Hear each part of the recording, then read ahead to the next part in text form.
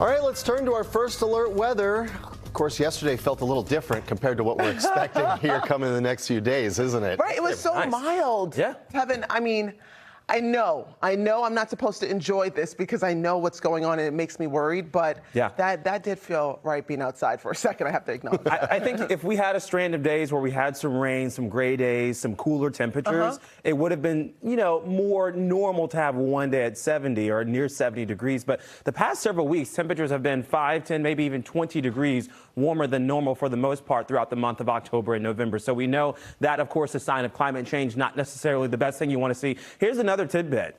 We have not hit 32 degrees yet so far this fall in Boston. Our average first 32-degree day, that's right around November the 5th. So we are running behind pace on that as well. It seems like we may actually get close to 32 in the coming days. Now, that 38-degree reading in Norwood, I don't necessarily think that's correct. I have to double check. All of our other locations are in the upper 40s to low 50s for the moment and for the time being. There is a high fire danger again today. Red flag warnings across all of southern New England from Boston to Worcester down across the South Shore and the South Coast. Too. Keep in mind, over the past 24 hours, we've actually only had two additional wildfires. So we do like the pace of that, slowing things down. But there are several more blazes still burning, too, especially across the North Shore, throughout portions of Essex and Middlesex County. And that's where some of our larger fires are as well. So because of the gusty winds today, we do have that red flag warning. Any fire that starts will quickly spread because of the dry brush and strong winds. Look at the winds howling today, 35 to 40 miles an hour. Tomorrow they drop off closer to 15 or 20,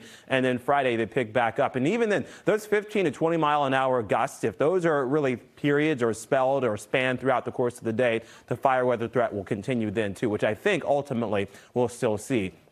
This is what we normally see in terms of month by month by month. On average, our fire season is typically throughout the months of March, April, and May. Of course, April being the higher months with about 281 fires on average.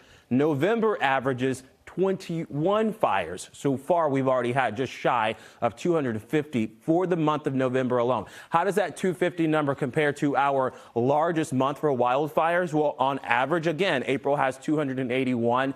This year, this April only had 192 wildfire. So that's just a little bit more context into the fire weather situation and why I think this season, this month, if you will, may be one of the worst on record in Boston and in southern New England. We do have dry skies continuing into Wednesday and Thursday. There is a small chance, a very small chance of rainfall on Friday, which we'll talk more about coming up in the next half hour. Leave you with a look at the chillier temperatures throughout the 10-day. There's 32 degrees Wednesday, Thursday, and Friday. So it seems like the chill is on the way to Beacon Hill.